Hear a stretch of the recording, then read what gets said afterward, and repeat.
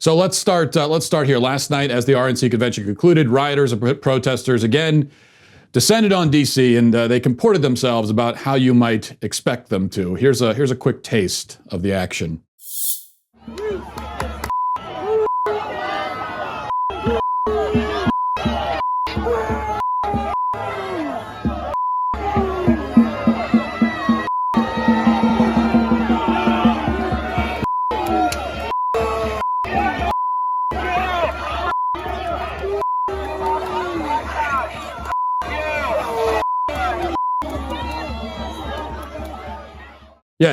Yes, that was a guy flipping off, running up to and flipping off a small elderly woman as she tried to cross the street.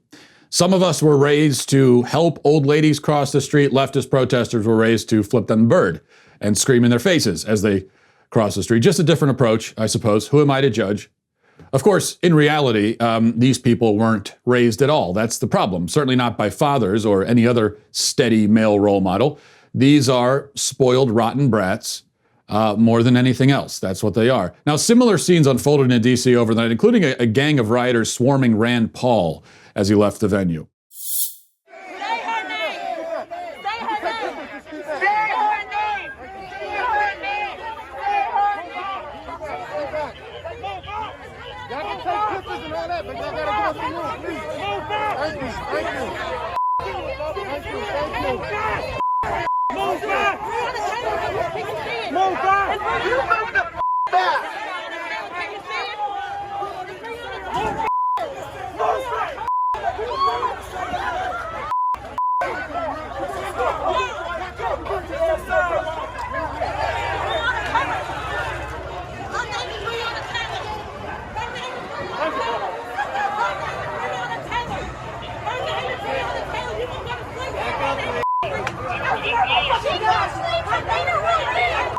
What's up, bro? So you notice how the senator stops in the middle of the mayhem to make sure that the police officer is okay. That's because Senator Paul, whatever you think of his policies and politics, is an honorable and decent man. This provides a stark contrast with the crowd surrounding him, where there is no honor or decency to be found anywhere at all. So the question again is raised, the enduring question: what the hell is going on? Why is this happening? Why are these lunatics acting like this all the time, everywhere? And that question is one that there are many answers to it, and one that anthropologists and historians of the future will be studying and debating as they sift through the ashes of our civilization, trying to figure out what destroyed it. What I'd like to do now is suggest one answer, or at least part of an answer, at least. And I still think that the most revealing thing we've seen of all the video, of all the footage, of these people destroying and burning and assaulting and killing, the thing that best captured it all was the BLM activist in Chicago justifying the looting by calling it reparations. But there was something else she said that got even closer to the heart of the issue, I think. I played this clip probably 3 times on the show already. I'm going to play it again. I'm going to keep playing it because I think it's that important. Let's play it one more time here. I don't care if somebody decides to loot a Gucci or a Macy's or a Nike, because that makes sure that that person eats. That makes sure that that person has clothes.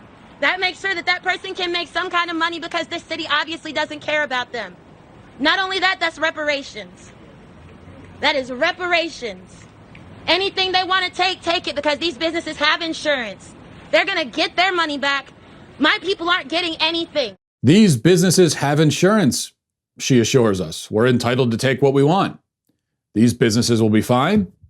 Now, let's check in with a business owner, an actual business owner, to see how they feel about it. This is from the riots in Kenosha. First, you'll see an older woman surveying the wreckage after the business that she ran with her husband for decades was looted and burned. And then you see her son talking about how devastating this is to his family. Watch.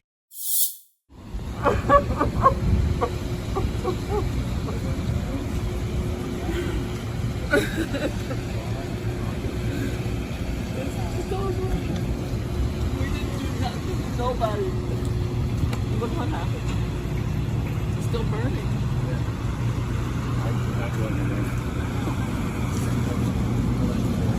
It's not justifiable. We have insurance, yeah, but the insurance isn't there so somebody can destroy your things and say, oh, well, there's insurance. you pay for that. We pay for insurance. That causes insurance rates to go up. It's basically theft. They just stole from us. Whoever did this stole from us. And that raises the cost of everything. Cost of living goes up because of theft. Cost of insurance goes up when insurance claims have to be made. I don't think it's justified for anyone to ruin anybody else's property. It's against the law. They'll be put in prison, or they'll have to be made to pay back what they've destroyed. Letting these people get away with this and holding the cops' hands where they can't do nothing, that's wrong. The cops need to be able to do their job. And you're not doing this isn't going to help your cause.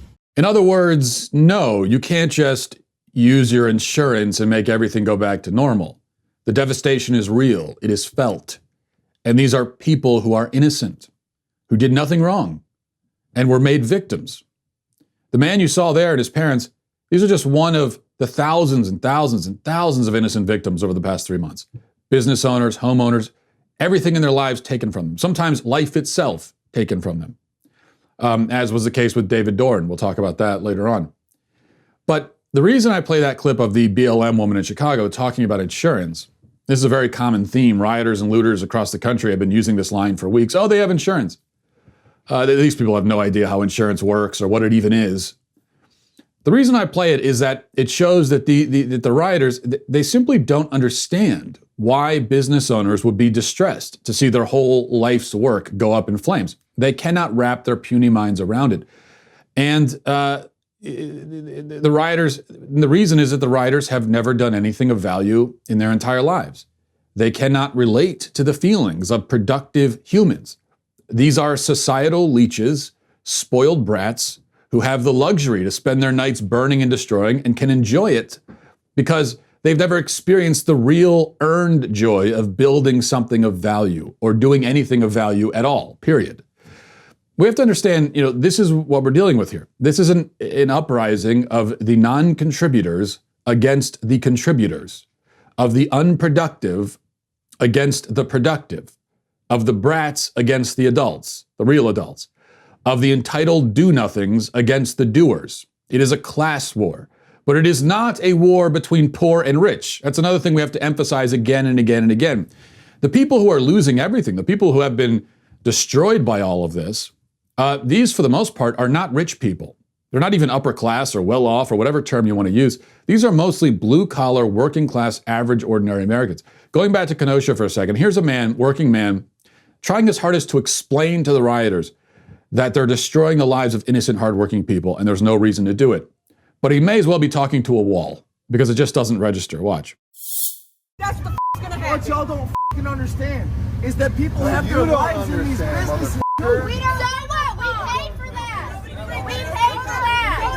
What people? So what? Just because y'all are too scared to go deal with the cops, y'all just gonna burn the whole town? Yeah. Y'all got Macy's like that. Y'all just take your issues up with them. This is them. No, it's not. Do you know how many people? A furniture store is the police. A furniture store is the police. A dealership is the police. I'm talking about the PO office. This is a state-owned building, bro. This has bust my shit. Then you need to go. For real. No business for you being here at all. Hey, I suggest you leave because they ain't playing right now. Right. They gonna Bye. Have a nice day. tell you, bro. Go ahead. Get my business. I don't give a Come on up. They just can't comprehend what he's trying to say. What? Burning down a furniture store won't help spread racial awareness and tolerance? Huh? What are you talking about? These are people utterly disconnected from reality, and it's a great privilege to be disconnected from reality. Most of us cannot afford to be. That is why this is not poor versus rich. Many of the rioters are more privileged than their victims. And we've been setting the stage for this for a long time. A culture and system of entitlement, which coddles and enables and insulates and breeds, ultimately, a generation of bored, disaffected, feckless, disengaged brats. Morally misshapen from bad parenting or near total lack of parenting, and their minds rotted from lives spent ingesting 10 hours of media a day. Why do they riot then? Is it anger? Is it hunger for justice? Is it a fight for freedom? No, it's obviously none of those. There is zero connection between what we see in the streets and racial justice. They do it because it's something to do. and because they have aggression and have no idea where else to direct it, and they've gotten bored with video games, and because they're envious of people who live real productive lives, and because they can. Nobody's stopping them. Nobody's ever stopped them from doing anything. And so they never learned boundaries or limitations or how to be decent, civilized humans. What can we do about it now? Well, in the immediate, in the short term, overwhelming police response, overpower, subdue them, lock many of them in prison for years, punish them severely. But the long-term answers are much more difficult. I mean, this, after all, is the culmination of generations of moral malformation. It will take generations to undo it. So a lot of work lies before us, but I would say that now is as good a time as any to begin doing it.